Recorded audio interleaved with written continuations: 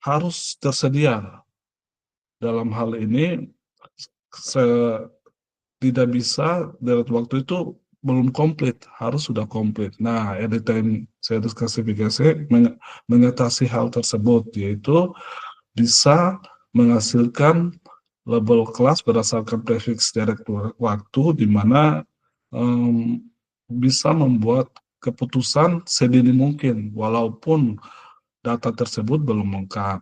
Nah, dan salah satu kelebihan dari early klasifikasi time series yaitu ada formulasi trade-off, yaitu um, keputusan yang diambil berdasarkan uh, kecepatan waktu dan akurasi yang baik. Nah, pendekatan ETSC berbasis fungsi biaya menggabungkan biaya misklasifikasi dan biaya penundaan, membutuhkan mekanisme stopping rule otomatis, kemudian uh, uh, karena pengembangan saya berbasis Kalimera, jadi kerangka Kalimera ini sendiri yaitu adalah kerangka yang terkalibrasi berbasis fungsi biaya. Dan Kalimera, modul utama dari Kalimera itu terdiri atas dua, yaitu modul klasifikasi dan modul keputusan menunggu atau berhenti. Dan Kalimera sendiri itu lebih mengandalkan terhadap kalibrasi probabilitas untuk mengestimasi biaya keputusan. Nah, tantangan utama dari penelitian ini yaitu mekanisme penghentian masih sering linear dan statis yang ada pada Kalimera itu, kemudian belum secara eksplisit memasukkan heterogenitas spasial antar konteks ruang dan waktu. Nah, ini tantangan utamanya, yaitu ada konteks spasial dan masih membahas konteks linear statis. Nah, kemudian motivasi aspek spasio temporal, yaitu banyak keputusan dini dalam praktek kebijakan publik dan sistem kompleks yang memiliki dimensi geografis. Itu seperti kalau kita lihat data-data di pemerintahan, ya, seperti data-data Kementerian Desa, data-data BPJS, itu kan berbasis geografis yang membutuhkan eh, apa penerapan dari keputusan dini juga gitu, seperti kesehatan masyarakat gitu, yaitu kejadian malaria di beberapa tempat, pemantauan infrastruktur dan indikator pembangunan wilayah dan sebagainya. Hingga kini, dan persoalannya hingga kini ETSC atau Early Time Series klasifikasi atau klasifikasi dini time series itu belum ada yang membuatnya. Jadi ini salah satu kebaruan juga jika mengkombinasikan antara unsur spasial ke dalam time series klasifikasi. Nah, kerangka keputusan ini berbasis fungsi biaya yang menyediakan landasan, yaitu parameter biaya dan strategi keputusan dapat disesuaikan antar lokasi dan membuka peluang ETSC cost aware yang nanti dibahas dalam penelitian ini untuk masuk ke dalam konteks spatiotemporal dengan menambah ekstensi spatiotemporal ke dalam kerangka kerja dari model tersebut. Nah, permasalahan umum itu yaitu bagaimana merancang kerangka klasifikasi dini dalam waktu terkalibrasi berbasis fungsi gaya yang adaptif terhadap heterogenitas ruang dan waktu. Nah, ada 4 research question atau 4 open problem yang nanti yang diangkat dalam penelitian ini, yaitu bagaimana mengkaji kerangka Kalimera serta mengimplementasikannya pada data nyata. Yang dimaksud dengan mengkaji yaitu melihat struktur struktur Kalimera dari sisi matematisnya. Karena pada paper aslinya Kalimera itu tidak membahas secara detail tentang struktur matematisnya. Dia hanya membahas persamaan-persamaan yang umum dari early time series klasifikasi itu. Tapi secara struktur, secara kerangka kerjanya itu belum menjelaskan. Nah, di sini salah satu tujuan utamanya itu mengkaji kerangka Calimera itu dari sisi matematisnya. Kemudian dan memberikan implementasinya. Kemudian yang kedua, bagaimana meningkatkan mekanisme penghentian linear statis pada Calimera menjadi model baru. Nah, di sini ini adalah salah satu kebaruan juga novelty di mana pengembangan model yang em, yang dari Calimera, pengembangan Calimera yang awalnya hanya lebih menggunakan mekanisme penghentian linear statis, nanti dikembangkan menjadi non-linear yang adaptif dengan kalibrasi probabilitas yang lebih baik. Itu diharapkannya. Kemudian bagaimana merancang arsitektur ETSC yang modern, mengintegrasikan representasi sequence dengan optimal stopping secara end-to-end. Ini artinya apa, nanti menggabungkan antara membuat struktur baru yang berbasis deep learning. Ini yang nanti dikerjakan untuk tujuan 3. Dan yang tujuan keempat itu yaitu memperluas STST yang sudah ada ke konteks spasio temporal dengan integrasi pemodelan geografis. Gitu. Nah, tujuan umumnya adalah mengembangkan model klasifikasi dini data waktu, dan tujuan khususnya yaitu menjawab setiap permasalahan tadi. Nah, untuk menjawab persoalan pertama sudah ada artikel yang dari 7, ini artikelnya. Kok balik ke sini? Maaf, nanti aja, belum, kayaknya masih masih keliru dalam ini ya, Bapak Ibu. Maaf, Prof, maaf, Bapak Ibu yang lain masih keliru dalam linknya. Nanti saya akan perbaiki. Ini tujuan pertama ada artikel 1, tujuan kedua itu bisa menghasilkan 2 artikel, tujuan ketiga ini nanti 1 artikel juga, dan tujuan keempat ini ya kalau diberikan kekuatan bisa 2 atau bisa 3, tapi nanti disesuaikan dengan waktunya. Tapi intinya harus 1, minimal 1 yang bisa dihasilkan. Kemudian ini manfaat teoritis, memperkaya literatur deteksi dengan kerangka kalibrasi ketidakpastian dan optimal stopping yang cost aware, yang eksplisit, kemudian menambahkan perspektif spatiotemporal untuk pengambilan keputusan dini.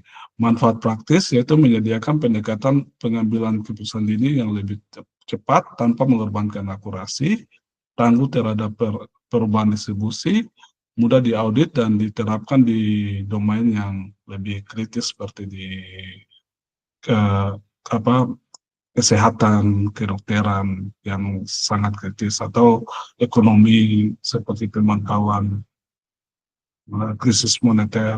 Nah, kemudian manfaat strategis yaitu ya sesuai dengan agenda dari Stranas 2020-2045 Indonesia.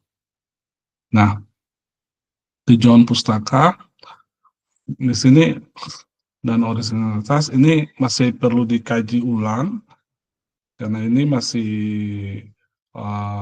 tapi mulai dari klasifikasi deret waktu yang klasik, kemudian masuk ke early time series klasifikasi, nanti akan ditambahkan juga dengan, nah ini fungsi biaya umumnya, ETST berbasis ini, dan Calimera yang dibahas, dan kerangka ML NTM dari Bondo. Nah, kemudian sini analisis ini nanti mungkin diperbaiki lagi, kayaknya tidak ada, ini masih, ini karena copy paste jadi lama, ini masih lama, ini diperbaiki lagi. Kemudian celah penelitiannya itu yaitu integrasi eksplisit atau gap penelitiannya itu fungsi biaya, kalibrasi, optimal stopping, end-to-end, Oh, ini tidak ada. Nanti ini dihapus karena ini bukan cara penelitian yang akan yang dilihat, hanya dua ini, heterogenitas spasial dan analisis spasio-temporal. Ya, mungkin yang spesifik dari penelitian ini atau yang unik yaitu ada integrasi dengan ETC dengan terkalibrasi dengan Coursever, kemudian mekanisme penghentian non-linear adaptif, representasi sequence dari deep model yaitu transformer. Ini yang ETC terkalibrasi dan Coursever ini secara matematis, kemudian pemodelan geografis yaitu ada GWR yang menjadi aspek spatio-temporal dalam early classification ini. Dilengkapi juga dengan evaluasi komprehensif, yaitu analisis Pareto cost earliness, serta diseminasi kode pipeline terbuka. Nah, ini definisi dari deret waktu, yaitu TS adalah pasangan terurut dari TI ke XI, di mana I 1 sampai dengan L, itu meningkat, TI-nya meningkat, dan XI itu bisa bernilai real, yaitu bisa dalam univariat maupun multivariat. Dan deret waktu terpotong yaitu ini, yaitu di mana T kecil ini menjadi bagian dari L besar, atau dia kurang dari sama dengan L besar, yang ini T. Oke. Kemudian ini transformer, yaitu model ini ini teori yang akan saya gunakan, yaitu lebih mengedepankan pada self attention gitu, untuk menangkap dependensi jangka panjang dalam deret waktu. Kemudian regresi ridge yaitu regularisasi yang mencegah overfitting. Kemudian random forest itu ensemble pohon keputusan. Ini ada XTBoost juga, yaitu X gradient, yaitu berbasis pohon keputusan juga. Kemudian GWR. Nah, metodologi penelitiannya seperti ini, yaitu pendekatan R&D, yaitu Research and Development di bidang pembelajaran mesin, dan pengembangan dan pengujian ETC terkalibrasi berbasis ini. Jadi ada 4 tahap utama yang dalam penelitian ini, yaitu studi pustaka dan kajian sistematis, eksplorasi dan pengembangan metode, evaluasi komputasional dan analisis spasio-temporal, dan sintesis hasil dan publikasi. Nah, jadi tujuan tahap pertama yaitu menyusun fondasi konseptual dan mengidentifikasi celah penelitian. Nah, ini yang sudah dilakukan di semester pertama ini, yang sementara dilakukan. Bahkan systematic literature review ini akan dilakukan bukan saja di tahun pertama, tapi nanti sampai berakhir studi ini, sampai proses penyusunan disertasi pun masih. Tapi systematic literature review sudah dilakukan dengan basis datanya itu dari Scopus, dan nanti mudah-mudahan ada satu dari SLRL ini juga ada satu paper yang bisa dihasilkan terkait dengan early time series klasifikasi ini. Kemudian tahap keduanya itu yaitu merancang dan mengimplementasikan kerangka ETC Courseware. Ini juga sebenarnya secara eksplisit ya, itu sudah dilakukan di semester ini, dan sudah dalam proses penyusunan draft, dan sudah ada yang coding atau script yang sudah dihasilkan, tapi belum secara belum terselesaikan sampai tuntas, tapi secara ini hasilnya sudah keluar, hasil runningnya sudah keluar.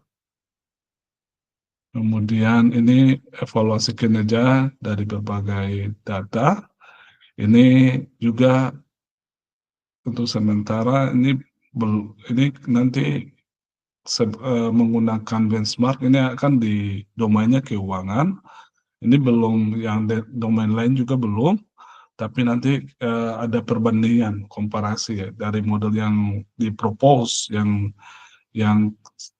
kami buat itu akan dibandingkan dengan modal sebelumnya seperti yang sering dianjurkan atau diarahkan oleh Prof. Dan yang ketiga ini adalah eh, analisis spatiotemporalnya. Ini semoga bisa menghasilkan modal yang baik dan bisa memperoleh hasil yang baik, terutama dalam mengklasifikasi data yang ada struktur waktu dan struktur spasialnya. Itu karena ini belum selama ini belum pernah ada sampai penelitian sampai ke tahap ini. Ini sintesis hasil dan publikasi ini nanti jika hasilnya sudah ada dan siap untuk dipublikasi. Nah, ini tahapannya secara ringkas seperti ini. Nah, rencana penelitian ini tempat di laboratorium, tempat di Prodi Doktor UGM dan lab yang kemudian perkiraan keseluruhannya yaitu 2025 ke 2028, 3 tahun sesuai dengan kurikulum dan sesuai dengan impian.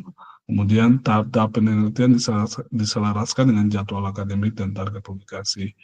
Nah, ini jadwal penelitian rencananya semester 1 itu melakukan ini sudah dilakukan dan semoga mendapatkan draft proposal dan draft artikel.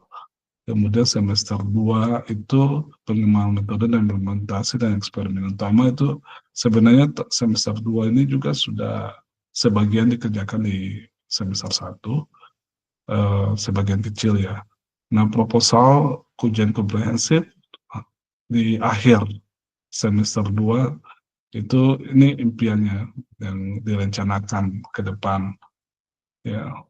Kemudian tahun kedua itu adalah draft artikel, jurnal utama dan publikasi. Tahun ketiga yaitu penyempurnaan disertasi, publikasi lanjutan dan sidang tertutup. Itu kajian, ini hasil awal yaitu identifikasi model TSC klasik dengan dan peluang integrasi Coursever. Nanti itu dari draft artikel 1, tujuan 1 itu mungkin dijadikan sebagai kajian literatur awal, kajian awal, kemudian eksperimen ini, kemudian ini bab 1 juga sudah menggambarkan apa namanya eh, kerja awal, hasil awal, kemudian eksperimen eksplorasi dengan data keuangan yaitu yang tadi sudah, kemudian rencana pengembangan ke depan itu akan diberikan pada yaitu rencana pengembangan ke depan yaitu akan membentuk menyelesaikan model yang dipropos yaitu model yang adaptif terhadap non-linear yaitu Lexa Limera ke dan CEDOS Former yang nanti dan akan mengkombinasikannya dengan GWR ya.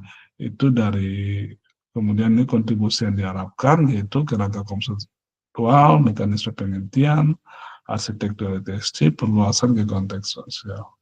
Nah, ini mungkin dari saya, mungkin masukan dan pertanyaan sangat, sangat diharapkan. Terima kasih.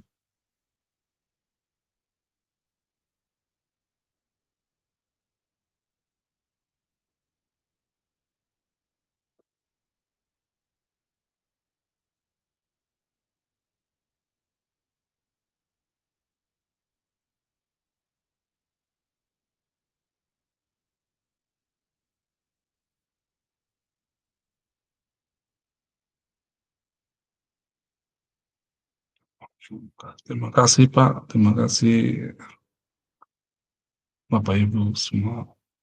Terima kasih Pak Lexi. Berarti ini lanjut Pak Yoten ya? Atau nunggu respon dari Prof. Kun dulu? Apa gimana ini kita?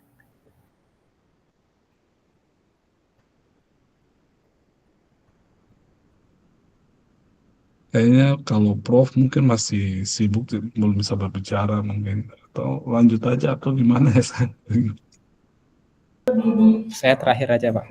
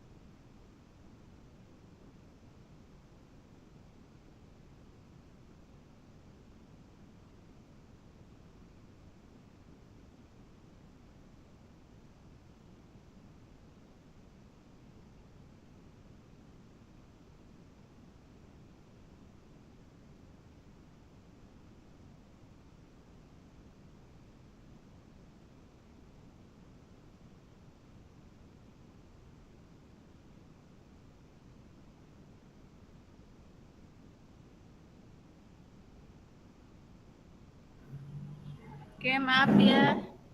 Giliran saya lagi, Pak. Alexi. Iya, boleh Mbak Nurul, silahkan.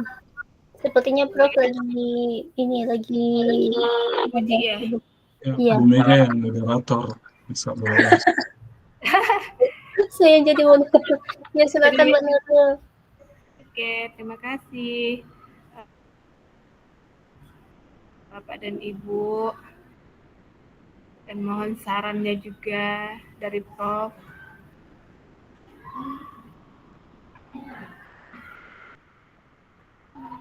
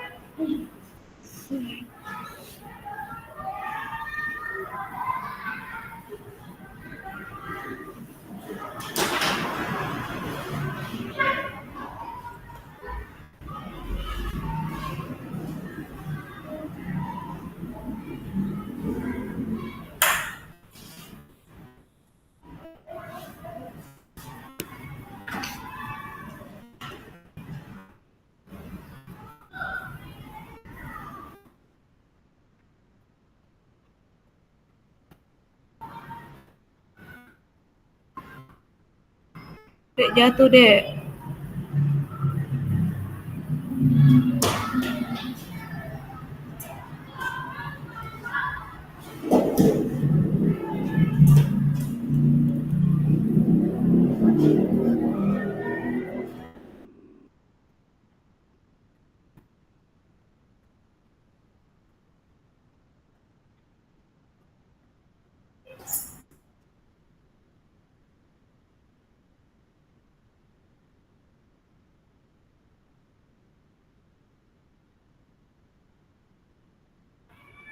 Bentar ya Bapak Ibu. Ini slide-nya hilang di mana ya tadi naruhnya?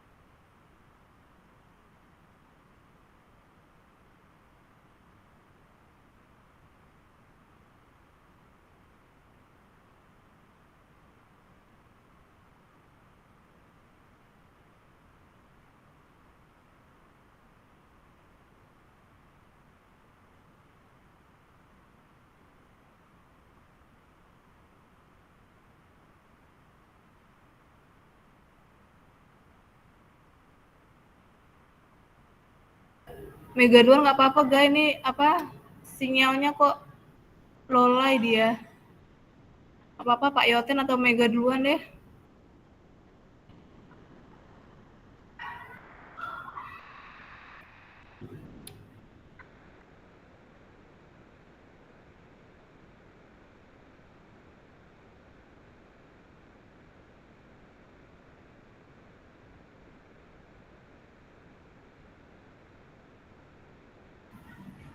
Mega atau Pak Yoten nggak apa-apa duluan. Ini sinyalnya kayaknya gangguan di sini.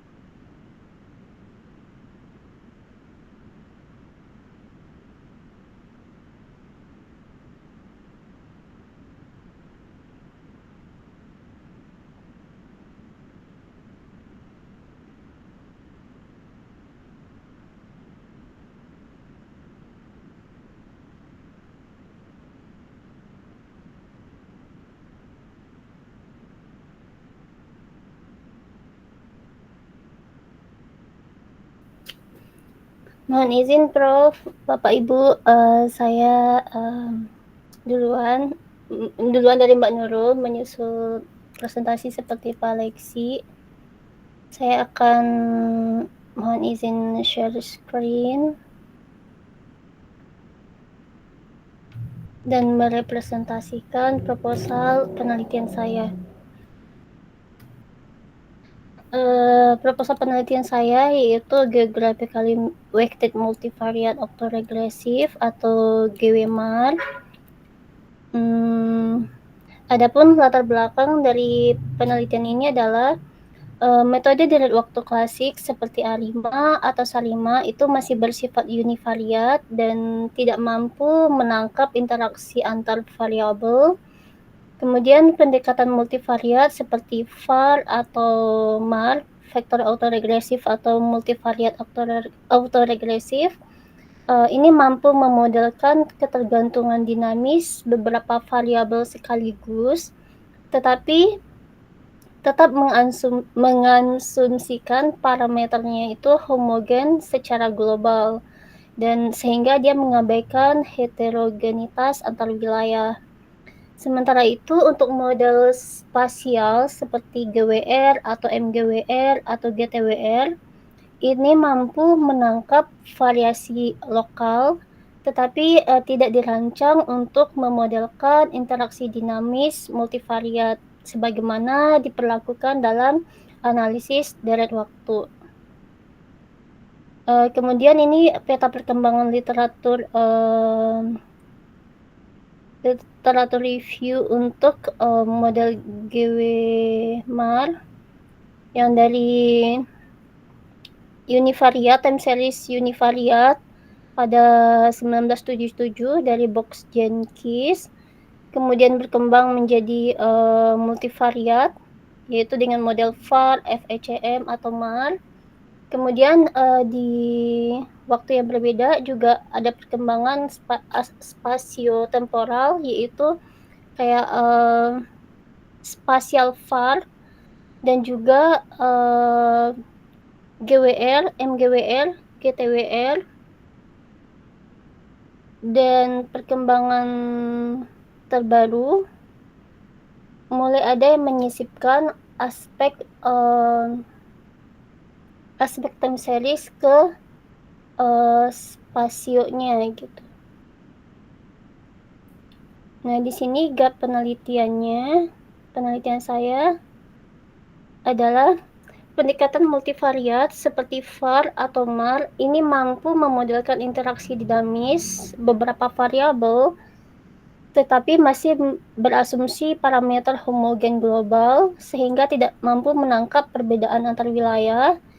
Sementara model spasial itu mampu menangkap variasi lokal, tapi tidak dirancang untuk memodelkan dependensi dinamis multivariat sebagaimana diperlukan dalam analisis deret waktu.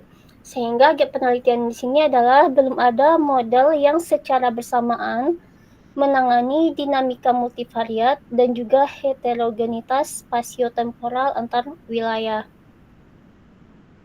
Maka kontribusi ilmiah yang saya ajukan di sini adalah mengembangkan model baru Geographically Weighted Multivariate Autoregression yaitu GWMAR yang mengintegrasikan dinamika multivariat dengan pembobotan spasio-temporal.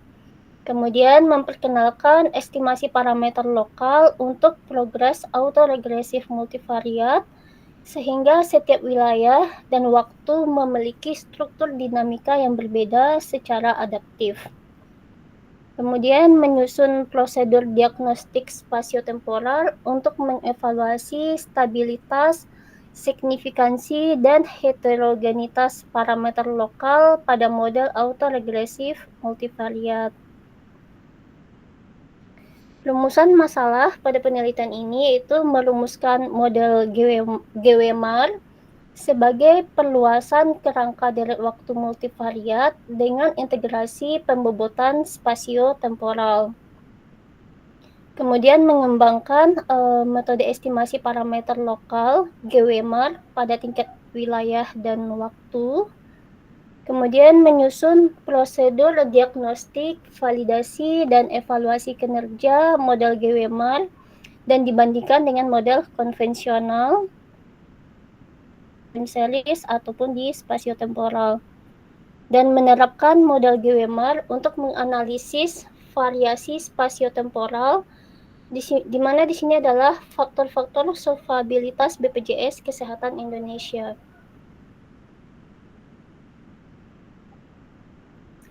Tujuan dari penelitian ini adalah menyesuaikan dengan rumusan masalah sebelumnya, yaitu mengembangkan model GWMAR sebagai perluasan dari kerangka deret waktu multivariat yang mengakomodasi heterogenitas spasio-temporal, kemudian menyusun metode estimasi parameter lokal GWMAR dengan pembobotan spasial dan temporal untuk setiap wilayah dan periode waktu, dan mengevaluasi kinerja dan keandalan model GWMAR melalui diagnostik, simulasi, dan perbandingan dengan model global dan model spasial konvensional.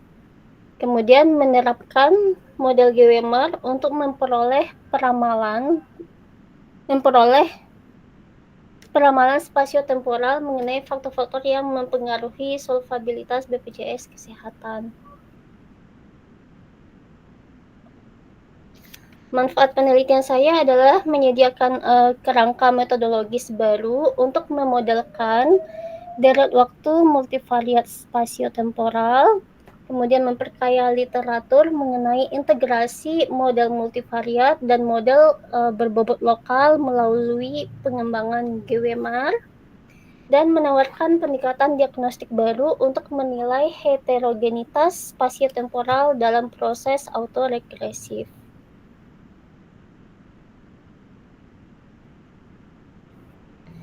Ini metodologi dan tahapannya. Pada penelitian saya, yang pertama melakukan kajian teori dan formulasi GWMAR, yaitu integrasi multivariat autoregresif dan pembobotan spasio-temporal. Kemudian melakukan estimasi dan peramalan adaptif untuk data spasio-temporal dan melakukan simulasi multivariat melakukan simulasi multivariat spasiotemporal dan membandingkannya dengan model konvensional dan menerapkannya pada data BPJS. Kemudian mengukur evaluasinya menggunakan RMSE, MAPE, uji kecocokan, implikasi teoritis, dan kebijakannya.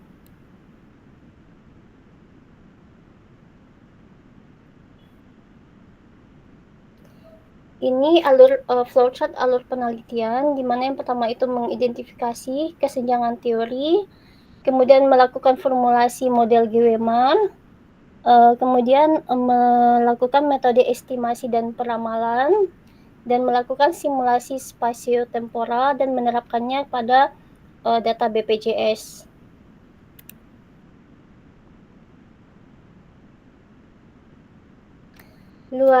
Target luaran dari penelitian saya adalah merumuskan model matematis dan algoritma estimasi GWMAR, kemudian publikasi di jurnal internasional bereputasi kalau bisa, dan memberikan rekomendasi kebijakan pembiayaan kesehatan berbasis temuan spasio-temporal pada data BPJS Kesehatan Indonesia. Nah, ini target jadwal penelitian saya. Sama seperti Pak Leksi, saya menargetkan 3 tahun S3-nya, di mana ujian kompreh kalau bisa di akhir semester 2 atau awal semester 3, kemudian publikasi pertamanya itu di semester 2 atau awal semester 3 udah publish, dan seminar hasil di semester 5 atau semester 6. Sekian presentasi mengenai proposal skripsi saya. Selanjutnya boleh dilanjutkan oleh Ibu Nurul atau Bapak Yoten. Dipersilahkan.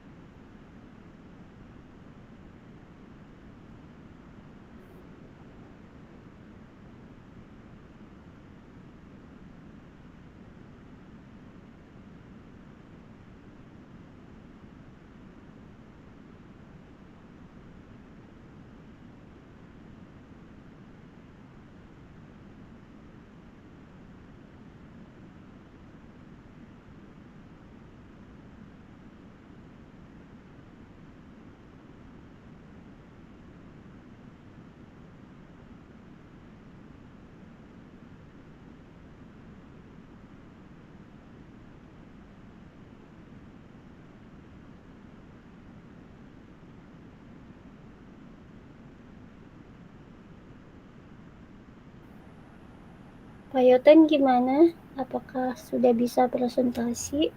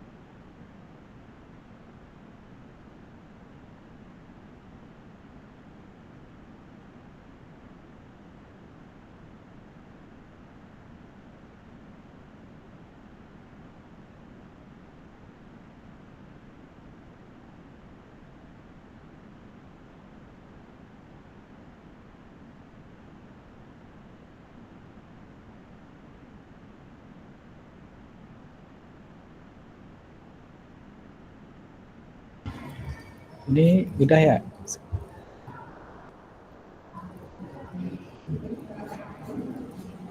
Giliran siapa ya? Saya mungkin. Giliran Pak Yoten. Oh ya boleh.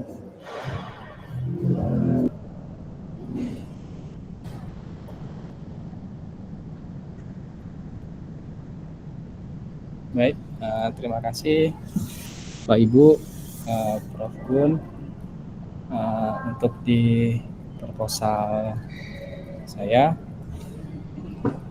itu ada sedikit sedikit progres, pertama dari metode yang atau pendekatan yang saya gunakan di bioinformatik. Jadi di sini saya menambahkan ada unsur spasialnya. Sini judulnya belum saya edit. Ini kepanjangan, nanti akan saya edit biar lebih ringkas. Gitu. Di sini sementara judulnya model hybrid Gaussian process multiple kernel dengan integrated gradients untuk klasifikasi ekspresi gen penyakit kanker dan keterkaitannya dengan perspektif spasial transkriptomik modern. Masih kurang lebih masih mirip dengan proposal saya sebelumnya. Itu saya menggunakan pendekatan Gaussian process classification di sini yang membutuhkan, kalau dalam beberapa teori yang saya baca, membutuhkan pendekatan aproksimasi, misalkan Laplace P variasional karena posteriornya tidak analitik. Saya juga masih menggunakan data ekspresi gen, terutama yang RNA sequencing untuk kanker, yang dimana data ini biasanya dari beberapa dataset yang pernah saya gunakan itu mengandung curse of dimensionality, kemudian kelas tidak seimbang, dan biological noise. Dan juga yang sering saya gunakan juga bahwa dataset ini ciri-cirinya adalah sampelnya relatif kecil, sehingga pasiennya yang diambil itu sedikit, namun fitur gennya tentu saja sangat banyak, bisa jadi jutaan. Sehingga inilah yang menyebabkan curse of dimensionality-nya.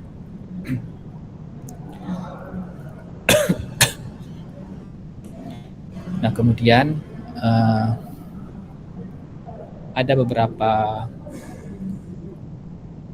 pendekatan yang dilakukan kepada metode ini, yaitu Gaussian process classification, dari beberapa referensi yang saya dapatkan. Beberapa pendekatan itu diantaranya adalah weighted Gaussian process classification dan juga multiple kernel learning. Cuman yang menggunakan multiple kernel learning ini masih relatif sedikit, jadi saya berusaha untuk mengembangkan metode ini. Jadi MKL ini menggabungkan beberapa kernel yang banyak digunakan di beberapa metode klasifikasi seperti RPF, polinomial, linear, dan lain-lainnya. MKL ini diharapkan mampu menangkap variasi nonlinear multiskala dalam data biologis. Nah, kemudian saya menggunakan pendekatan integrated gradients ini yang nantinya akan saya gunakan untuk meningkatkan interpretabilitas model GPC yang menggunakan multiple kernel learning ini, sehingga nanti akan selain mendapatkan mean prediction-nya juga akan mendapatkan standar deviasi atau ketidakpastian dari prediksinya. Nah, kemudian ini yang saya tambahkan untuk di proposal saya pada pekan ini, yaitu perkembangan spatial transcriptomics. Dari yang saya baca dari beberapa referensi, sebenarnya sudah banyak penelitian di bidang bioinformatik atau kedokteran yang menggunakan spatial transcriptomic ini, dan sekarang itu juga lagi boomingnya gitu, penggunaan spatial transcriptomic ini atau ST. Ini digunakan untuk mengukur ekspresi gen dengan mempertahankan informasi lokasi spasial dalam jaringan. Kemudian penting untuk memahami heterogenitas intratumoral dan tumor microenvironment. Kemudian menekankan perlunya model yang stabil, scalable, dan konsisten dengan pola spasial ekspresi gen. Sehingga penelitian ini memposisikan model hybrid GPC MKL integrated gradient pada data ekspresi gen kanker klasik. Jadi untuk rumusan masalah masih kurang lebih masih sama 4 rumusan masalah ini dengan yang sebelumnya. Saya tambahkan karena saya menggunakan pendekatan spasial transkriptomik, saya ingin mencobanya, maka saya tambahkan rumusan masalah menjadi 5. Itu bagaimana temuan model GPC MKL IG dapat dikaitkan dengan perkembangan spasial transkriptomik, khususnya terkait pola spasial, variabilitas lokal gen, dan kebutuhan metode komputasional yang stabil serta scalable. Tujuan penelitiannya juga menyesuaikan, sehingga dari tambahan rumusan masalah yang kelima tadi, saya ingin mendapatkan tujuan mengkaji relevansi dan potensi perluasan model GPC MKL IG ini terhadap analisis spasial, yang dari beberapa referensi yang saya dapatkan itu belum ada yang menggunakan pendekatan ini gitu. Nah, di sini untuk yang tujuan yang ketiga, menerapkan integrated gradients, itu seperti yang saya paparkan pagi hari tadi.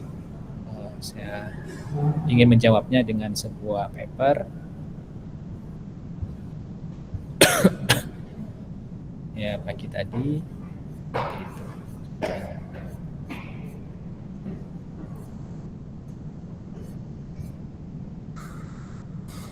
Nah, kemudian ini tambahan teori dari spasial transkriptomik, kurang lebih seperti ini. Jadi ST itu merupakan teknologi untuk mengukur ekspresi gen dengan mempertahankan informasi lokasi spasial di dalam jaringan biologis. Jadi berbeda dengan RNA sekuensial konvensional yang diabek maupun sel yang sering menghilangkan konteks spasial. Gitu. Jadi selama ini saya masih mempelajari dari buku ini maupun tapi single cell belum pernah gitu untuk yang RNA sequencing. Tapi saya belum pernah menggunakan konteks spasial ini. Nah, dengan adanya konteks spasial ini maka memungkinkan data RNA sequencial konvensional itu yang berupa ekspresi gen itu dapat memetakan di mana gen diekspresikan di dalam jaringan. Pertama, jaringan yang terindikasi oleh kanker. Kemudian identifikasi heterogenitas intratumoral dan tumor microenvironment, lingkungan tumor. Kemudian analisis interaksi antar sel dan gradien biologis.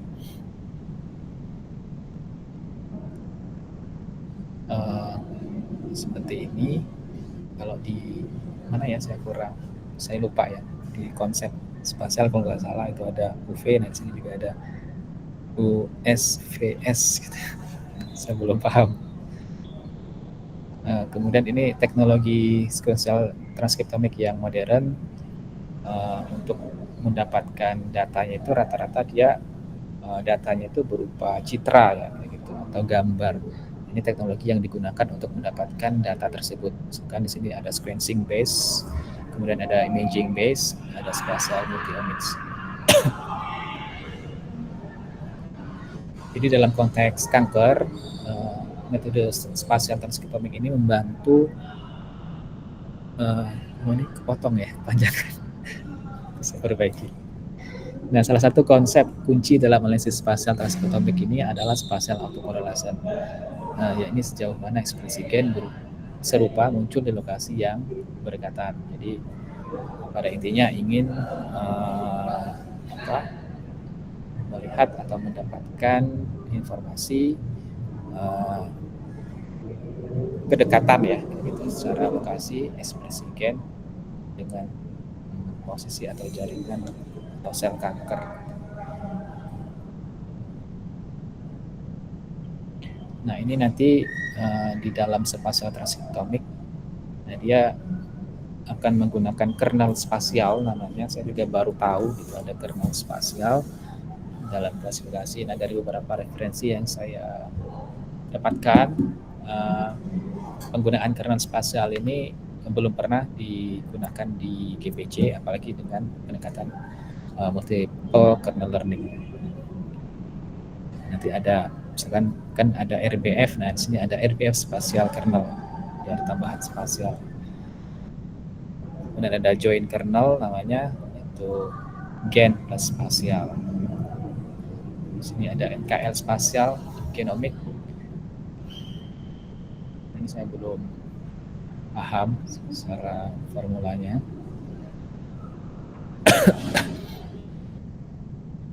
Nah, ini harapan atau kontribusi dari penelitian terhadap spasial transkriptomik ini. Jadi nanti fokus utamanya kalau nanti saya gunakan dalam disertasi atau proposal disertasi ini adalah dapat mengembangkan model hybrid ini GPC MKL IG pada data ekspresi gen,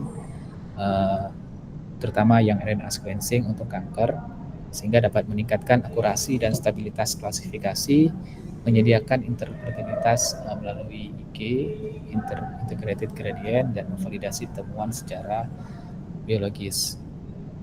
Nah, kemudian ada tambahan spasial transkriptomiknya, yaitu harapannya dengan tambahan spasial transkriptomik ini seperti yang di atas, mendesain kernel dan kerangka prioritas GPC MKL. Jadi nanti akan didesain ke GPC MKL sehingga kompatibel dengan prinsip analisis spasial transkriptomik ini. Konsep spasial kernel dan join kernel ini memberikan jalur alami untuk mengextend model ke data ST, sehingga nanti pada hybrid GPC MKL IG ini akan berpotensi digunakan untuk menginterpretasi gen penting dalam konteks domain spasial.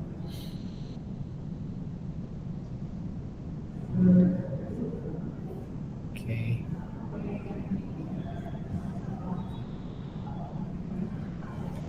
Kemudian ini penutup ringkasan khususnya dari tambahan tujuan dan rumusan masalah terkait dengan transkriptomik spasial ini, sehingga dapat nanti mengembangkan model ke arah integrasi kernel spasial dalam GPC MKL dan IG, kemudian analisis variasi spasial ekspresi gen dan identifikasi gen penting yang relevan secara spasial, sehingga nanti akan memberikan kontribusi terhadap analisis multiomic dan spasial di bioinformatika modern. Mungkin seperti itu yang dapat saya sampaikan dari tambahan metode di bioinformatika itu spasial transkriptomik. Terima kasih. Terima kasih Pak Yoten. Ya. Selanjutnya mungkin Mbak Nurul terakhir.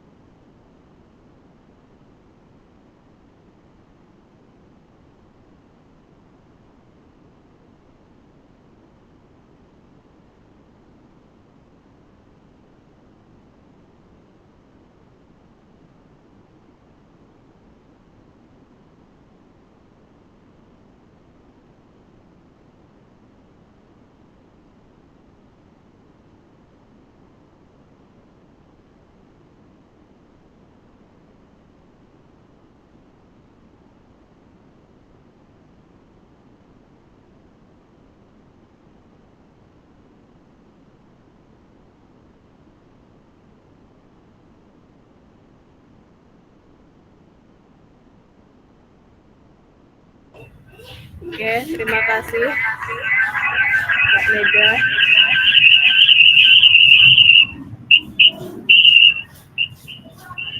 Oke, ini judul apa? Penelitian proposal disertasi saya yang mungkin nanti akan berubah lagi. Untuk sementara ini ya, formalisasi gamma kernel adaptif spasial dalam model gamma GWNR untuk mitigasi boundary bias pada data kontinu positif. Nah, latar belakang saya mengambil penelitian ini di mana data analisis spasial ini berkembang pesat dengan aplikasi epidemiologi, ekonomi regional dan lingkungan dan geografi. Nah, data kontinu positif di Indonesia itu pada umumnya itu memiliki karakteristik spasial dan condong ke kanan, positif ke kanan. Tantangan utamanya yaitu terkadang heterogenitas spasial dan pelanggaran asumsi parameter konstan.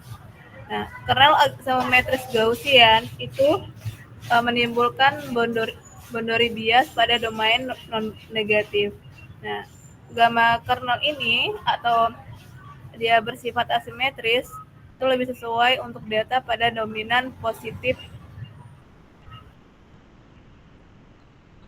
Kesenjangan dari model ini itu tidak dari penelitian ini itu tidak adanya model terpadu yang menggabungkan gamma likelihood, penalized spline, dan gamma kernel spasial.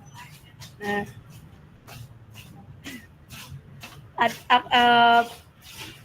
telah juga dikembangkan oleh para penelitian terdahulu yaitu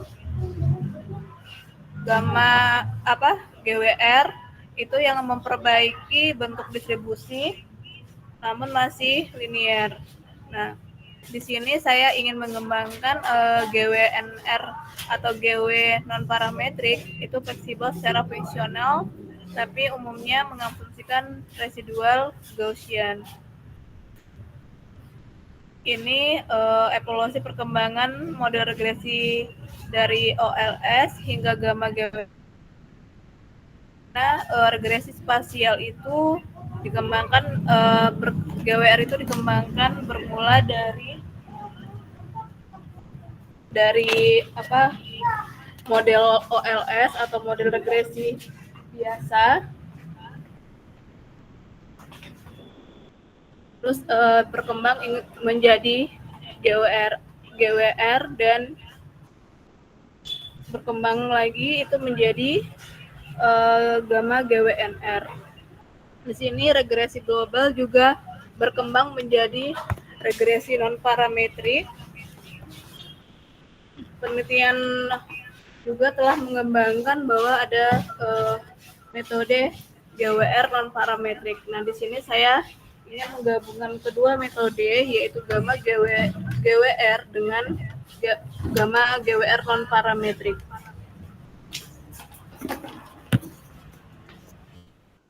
Oke, rumusan masalah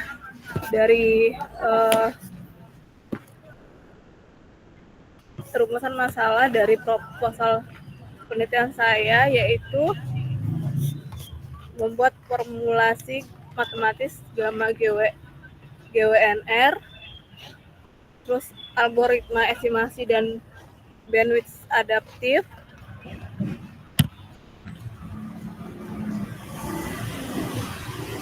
terus kinerja dibandingkan model spasial lain, implementasi empiris pada data Indonesia. Nah,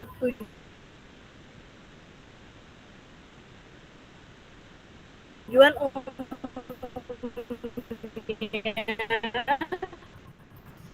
yaitu mengembangkan memvalidasi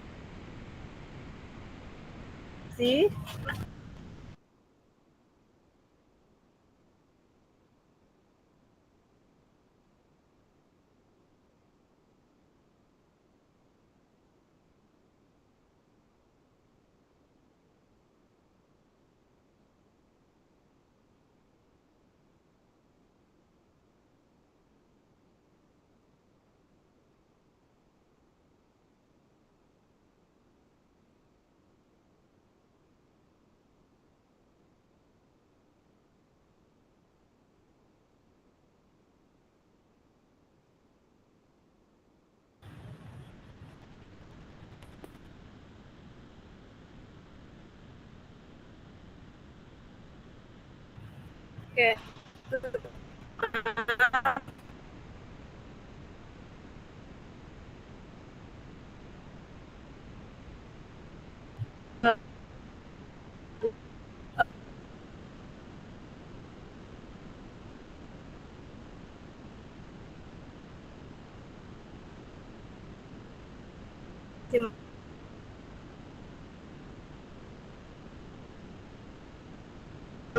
Metode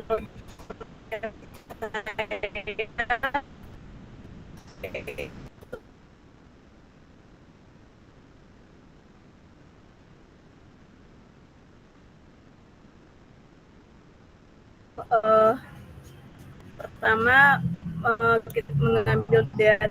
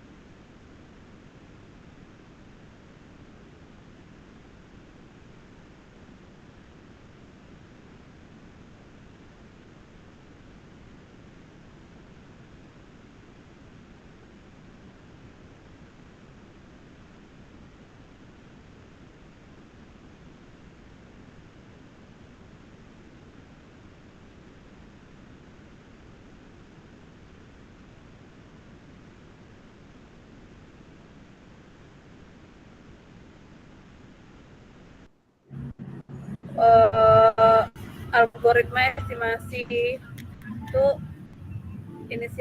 inisialisasi bandwidth BI dan smoothing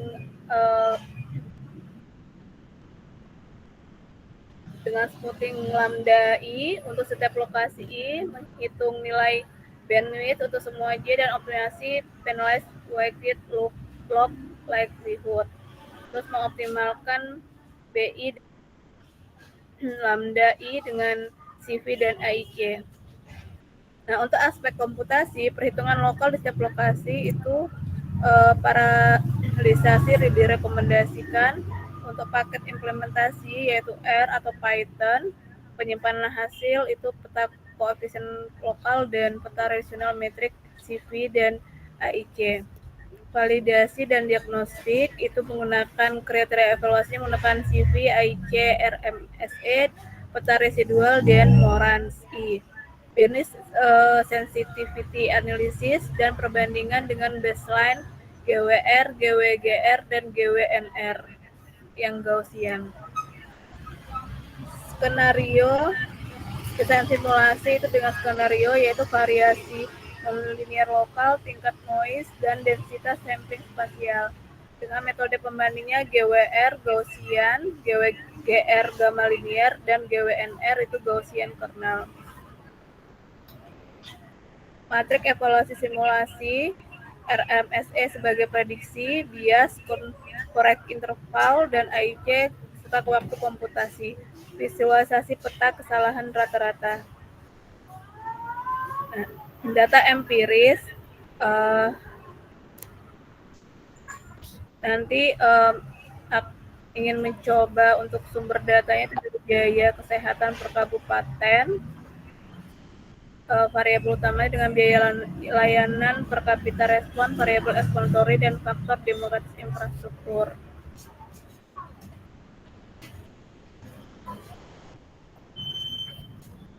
Nah, kontribusi dari penelitian ini secara metodologis itu Gamma GWR sebagai kerangka baru untuk praktisnya sebagai alat analisis untuk data positif spasial di Indonesia. Keterbatasan dan agenda penelitian lanjutan itu keterbatasannya komputasi pada dataset sangat besar. Terus untuk pengembangannya dapat integrasi spasial atau korelasi eksplisit, extend ke multivariate respon. Nah, kesimpulannya, gamma GWNR itu mengintegrasikan distribusi gamma, penalized spline, dan gamma kernel untuk data positif spasial. Diharapkan nantinya model ini bisa mengurangi boundary bias dan meningkatkan performa prediksi. Mungkin itu aja rancangan proposal yang bisa saya sampaikan. Terima kasih. Ini kembali ke siapa? Ke moderator. Terima kasih Mbak Nurul. Harinya kalau berisik ya. Ini lagi apa? Di pinggir jalan. Ya, sekarang kita menunggu instruksi dari Prof. Gunardi. Oke, kita menunggu ya. Ya.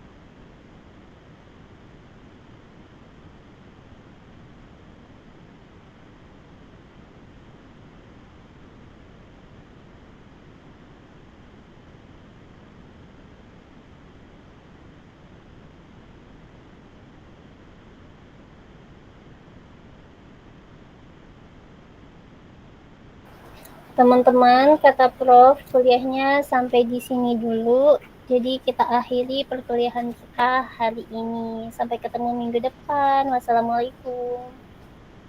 Waalaikumsalam. Terima kasih. Terima kasih, Prof. Makasih ya, Prof.